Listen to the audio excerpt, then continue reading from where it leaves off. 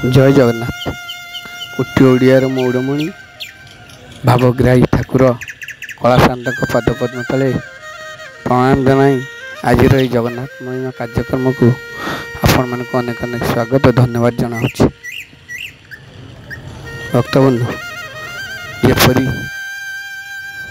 ଆପଣଙ୍କୁ ମୁଁ କହିଥିଲି, ଏ କୌଣସି ଗପ ନୁହେଁ କି କାହାଣୀ ନୁହେଁ, ମୋ ଜୀବନର ଅନୁଭୂତି। ପୁଣି ସେ ଭାବ ଆଣିବା ମୋ ପାଖରେ ସମ୍ଭବ ନୁହଁ, ତଥାପି ଚେଷ୍ଟା କରିବି ମହାପ୍ରଭୁଙ୍କ କରୁଣାରୁ ସେଦିନର ଅନୁଭୂତିଟି କହିଦେବା ପାଇଁ। ନହେଲେ ମନ ମୋର ଅସ୍ଥିର ରହୁଛି, ବୁଝୁନି। ମହାପ୍ରଭୁ ସେ ତ ଚକା ଆଖି, ସେ ତ କାଳିଆ ଶାନ୍ତ, ତାଙ୍କ ଭାବକୁ ବା ମୁଁ ଆଉ କ'ଣ କହିବି। ଏକା ସିନା ଆସିଥିଲି ମନ୍ଦିର ପାଖରେ, ବିଶ୍ୱାସ କରନ୍ତୁ 4 ଦିନ ହେଲା ଯେତେବେଳେ ମୁଁ ଖାଇନଥାଏ, ମହାପ୍ରଭୁଙ୍କୁ ଯେତେବେଳେ ଗରୁଡ଼ ପଛରେ ଠିଆ ହେଇ ତାଙ୍କର ସେ 2 ନେତ୍ରକୁ ଅନେଇଲି, ସତେ ଯେପରି ମୋ ଭୋକ ଶୋଷ ଉଡ଼ିଗଲା। କେବଳ ମହାପ୍ରଭୁଙ୍କୁ ହିଁ ଦେଖୁଥାଏ। ହେ ପ୍ରଭୁ, ସେ କଳା ଶାନ୍ତ, ମରିବା ଆଗରୁ ଆପଣଙ୍କର ଶେଷ ଦର୍ଶନ କରିବି, ଏଇ କଥା ମନକୁ ଆସୁଥାଏ। ଅନେକ ସମୟ ଯାଏ ମହାପ୍ରଭୁଙ୍କୁ ଚାହିଁ ରହିଲି। ଏତେ ଭିଡ଼ ଥିଲା ଯେ ମନରେ ବହୁତ ଇଚ୍ଛା ଥିଲା ମହାପ୍ରଭୁଙ୍କୁ ସତେକି ଧାଇଁକି ଯାଇ କୁଣ୍ଢାଇ ପକାଇବା ପାଇଁ। ଯେପରି ଗୋଟେ ପିଲା ତ ମାଆକୁ କୁଣ୍ଢାଇ ପକାଏ, ସେହିପରି ଇଚ୍ଛା ହେଲା, ବିଶ୍ୱାସ କରନ୍ତୁ। କିନ୍ତୁ କେବଳ ମହାପ୍ରଭୁଙ୍କର ସେଇ ଆଖି ମୋତେ ଦେଖାଯାଉଥାଏ। ଠେଲାପେଲା ଭିତରେ ମୁଁ ବାହାରକୁ ଆଇଲି ପ୍ରାୟ ଘଣ୍ଟାଏ ପରେ। ପେଟରେ ପ୍ରବଳ ଭୋକ ଥାଏ। ପଇସା ପାଖରେ ବି କେତେ ଥାଏ, 200 କି 300 ଟଙ୍କା, ସେ 500 ଟଙ୍କାରୁ। ଆନନ୍ଦ ବଜାରରେ ଯାଇ ପହଞ୍ଚିଲି। ଖାଇବାକୁ ବୁଝିଲି ତ ସେତେବେଳେ ଟାଇମ୍ରେ ପ୍ରାୟ 100 କି 200 ଟଙ୍କା କହିଥିଲି। ସେ ପଇସା କଥା ଶୁଣିକି ଆଉ ଖାଇଲିନି। ବହୁତ ଭୋକ ଥାଏ। ମନେ ମନେ ଇଚ୍ଛା ହେଉଥାଏ ସବୁତକ ଖାଇଦେବି, କିନ୍ତୁ ପଇସା ନଥିବାରୁ ମୁଁ ନ ଖାଇ ଗୋଟେ କୋଣରେ ଚୁପଚାପ ବସି ରହି କାନ୍ଦୁଥାଏ।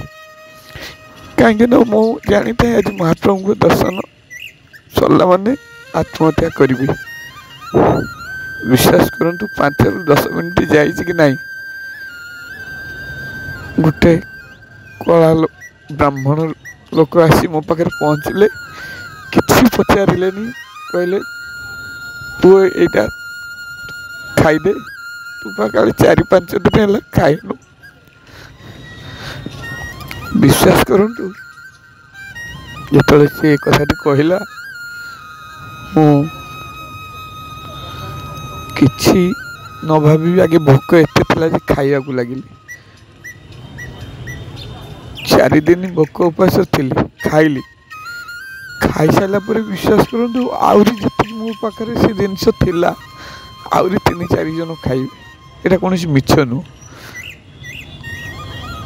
ମୁଁ ନ ଖାଇପାରିଲି, ଆଉ ବାକି ତକ ସେଠି ରଖିଦେଲି। ପାଣି ପିଇଲି, ହାତ ଧୋଇଲି। କିଛି ସମୟ ପରେ ମନେ ପଡ଼ିଲା କି ପଇସା ତ ଦେଲିନି ସେ ନନାକୁ। ସାଙ୍ଗେ ସାଙ୍ଗେ ପକେଟରୁ ଯେଉଁ 300 ଟଙ୍କା ଥିଲା କି 200 ଟଙ୍କା, ଖିଆଲ ନାହିଁ ସଠିକ୍, ତାକୁ କାଢ଼ିଲି ଦେବା ପାଇଁ। ଭାବିଲି ସେ ଦୋକାନୀ ନନା ବୋଧେ ଦେଇଥିବେ। ଯାଇ ଖୋଜିଲି, ପାଇଲିନି। ଅନେକ ଖୋଜାଖୋଜି କଲି ପ୍ରାୟ 1 ଘଣ୍ଟା ଧରି ମନ୍ଦିର ଭିତରେ, କିନ୍ତୁ ବିଶ୍ୱାସ କରନ୍ତୁ ସେ ନନାକୁ ମୁଁ ପାଇନଥିଲି। ବିଶ୍ୱାସ କରନ୍ତୁ, ମୁଁ ପୁରା ପାଗଳ ହେଇଯାଇଥିଲି। ପାଗଳ ପ୍ରାୟ। ଆପଣ ମୋ ଜାଗାରେ ଥିଲେ ଭାବିପାରିବେନି କ'ଣ ମୋ ସହିତ ଘଟୁଥାଏ। ତଥାପି ଖୋଜାଖୋଜି ପରେ ବାହାରକୁ ଆଇଲି। ମନ ବୁଝୁନଥାଏ, ଠାକୁରଙ୍କୁ ଯେହେତୁ ଦେଖିନଥିଲି, 2ଟି ଆଖି ଖାଲି କେବଳ ଦେଖିଥାଏ। ସମୁଦ୍ର ପାଖକୁ ପଳେଇଲି। ସେଠି ବସିଲି। ସମୟ ପ୍ରାୟ 4ଟା 4:30। ସମୁଦ୍ରର ଜୁଆର ଗୁଡ଼ା ମାଡ଼ି ଆସୁଥାଏ। ଏ ଅନୁଭୂତିଟି କହୁଛି, ବିଶ୍ୱାସ କରନ୍ତୁ, ଅନୁଭୂତି କାହା କତିରେ କହିବା କଥା ନୁହଁ, କିନ୍ତୁ ମୁଁ କହିଦେଉଛି ଏଥିପାଇଁ ମୋ ମନ ଟିକେ ହାଲକା ହେଇଯିବ ବୋଲି, ଲୋକ ଜାଣନ୍ତୁ ମହାପ୍ରଭୁଙ୍କ ପ୍ରତି ଭକ୍ତଙ୍କର ବିଶ୍ୱାସ ବଢ଼ିବ ବୋଲି। ମୁଁ ବସିଛି, ଖାଲି ଗୋଟିଏ ମନକୁ ଆସିଥାଏ, ଏ ପାଣିକି ମୁଁ ଯିବି କି ଯିବିନି, ଯିବି କି ଯିବିନି। ବିଶ୍ୱାସ କରନ୍ତୁ 10-15 ମିନିଟ୍ ପରେ ମୁଁ କେତେବେଳେ ଯେ ସେଇଠି ବସୁ ବସୁ ଶୋଇପଡ଼ିଲି ମୁଁ ଜାଣିପାରିଲିନି। ମାନେ ବସିଥାଏ କିନ୍ତୁ ଆଖିକୁ ପବନ ଦେଉଥାଏ, ନିଦ ଆସୁଥାଏ। ମୁଁ ଆଖି ଖୋଲିଲି, ମୋତେ ଲାଗୁଛି ଏକ ବିଶାଳକାୟ ମୂର୍ତ୍ତି ମହାପ୍ରଭୁଙ୍କର ସମୁଦ୍ର ମଝିରୁ ବାହାରି ମୁଁ ଦେଖୁଛି, ଏବଂ ମୁଁ ମଥା ଉପରେ ହାତ ଦେଇ କହିଲେ, ବାବୁରେ ମୁଁ ଅଛି ପରା, ତୋର କିଛି ହବନି।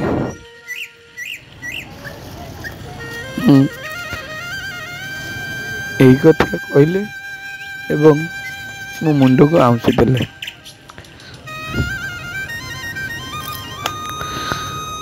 ବିଶ୍ୱାସ କରନ୍ତୁ ଭକ୍ତବନ୍ଧୁ, ମୁଁ ସଙ୍ଗେ ସଙ୍ଗେ କାନ୍ଦି ପକେଇଲି।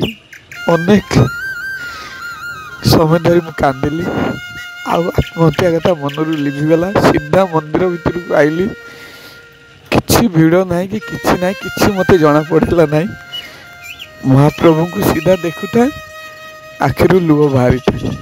ପୁରା ପାଖରୁ ଦର୍ଶନ କଲି ସେ ପ୍ରଭୁକୁ। ଡାକିଲି, ଏ ପ୍ରଭୁ, ତମେ ଦୁନିଆରେ ଅଛ, ତମେ ହିଁ ବଞ୍ଚେଇଲ, ତମେ ହିଁ ଉଦ୍ଧାର କଲ, ଆଉ ପ୍ରଭୁ ଆତ୍ମହତ୍ୟା କରିବିନି। ସେଇ ଦିନଠୁ ମନରୁ ଆତ୍ମହତ୍ୟା କଥା ଭୁଲିଗଲି ଏବଂ ଗୋଟେ ମନରେ ଭରସା ଆସିଲା କି ଦୁନିଆରେ ଯେତେ ଶତ୍ରୁ ଥାଆନ୍ତୁ, ଯେତେ କଷ୍ଟ ଆସୁ, ଯେତେ ବିପଦ ଆସୁ, ମହାପ୍ରଭୁ ମଣିମା ମୋ ସହିତ ଅଛନ୍ତି, ମାନେ ମୁଁ ବଞ୍ଚିବି, ବଞ୍ଚି ରହିଛି ତାଙ୍କ କରୁଣାରୁ।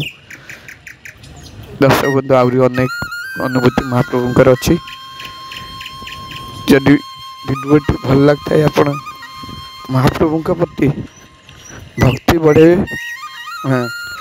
କିନ୍ତୁ ଚ୍ୟାନେଲକୁ ସବସ୍କ୍ରାଇବ୍ ଏବଂ ଲାଇକ୍ କରି ରହିଲି। ଜୟ ଜଗନ୍ନାଥ। ଭିଡ଼ିଓଟି ଯଦି ଭଲ ଲାଗିଥାଏ, ପୁଣି ଦେଖା ହେବ ସୁନ୍ଦର ମହାପ୍ରଭୁଙ୍କୁ ଆଲୋକିତ ଲୀଳା ନେଇ। ଆପଣମାନେ ମହାପ୍ରଭୁଙ୍କୁ ଭଲ ପାଆନ୍ତୁ ଏବଂ ନିଜର ସବୁ ଦୁଃଖ ଜଣାନ୍ତୁ। ଭଗବାନ ମହାପ୍ରଭୁ ସମସ୍ତଙ୍କୁ ବିଶ୍ୱରେ ଭଲରେ ରଖନ୍ତୁ। ଜୟ ଜଗନ୍ନାଥ, ଜୟ ଜଗନ୍ନାଥ।